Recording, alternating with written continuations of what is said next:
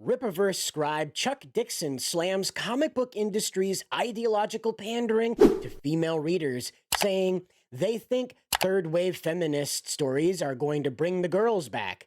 But no, they're not going to bring them back.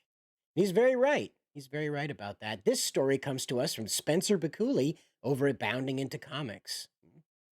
It says, in taking aim at one of the most self-destructive yet common editorial problems of his prior employers, former Big Two and current Rippaverse author Chuck Dixon has pushed back against the mainstream comic book industry's ongoing, tired attempt to bring female readers in by injecting third-wave feminism into their works.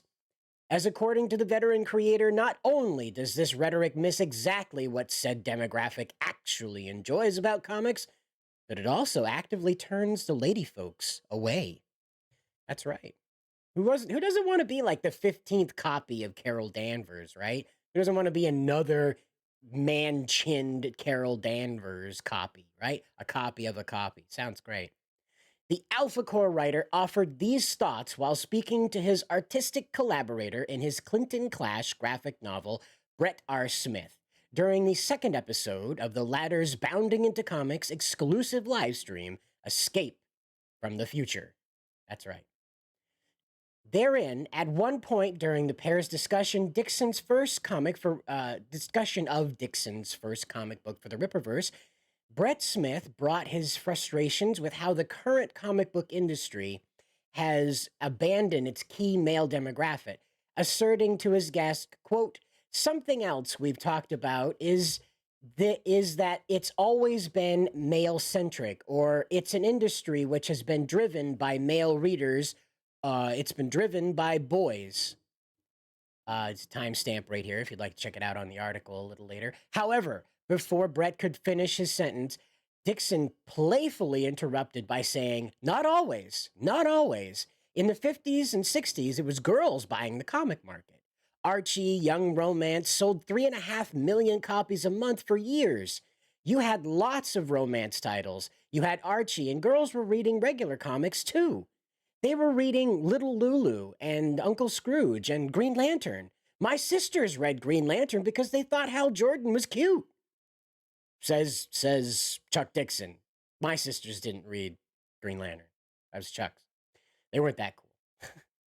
Returning to the present, Chuck Dixon noted that over the years, the industry had totally abandoned that female market, and now they don't know how to get it back. They think third-wave feminist comic book stories are going to bring the girls back, and no, they're not, Chuck declared.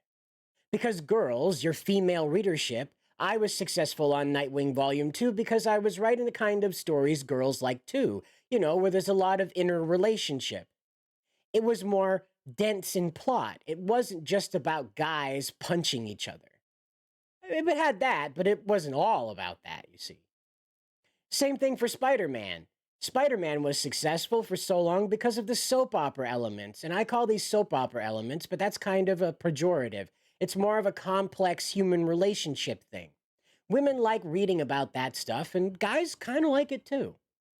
Bringing his thoughts on the topic to a close, Dixon laughed and he says, guys like it too, but they won't admit it. It's okay, fellas. It's all right to like the romancy stuff. In turn, Smith ultimately closed out this part of their discussion by agreeing with his guest, declaring, they do. I mean, to me, it's melodrama, and I think you have to have that mixed in with the action in order to tell a compelling story. It's just, it shouldn't be wall to wall. Featuring art from Immortal Hulk, artist Joe Bennett, Dixon's first book, artist Joe Bennett is working on Dixon's first book for the Rippaverse called The Alpha Core. It's currently on sale over at rippaverse.com. Feel free to check it out and check out the rest of this article. The link's down in the description.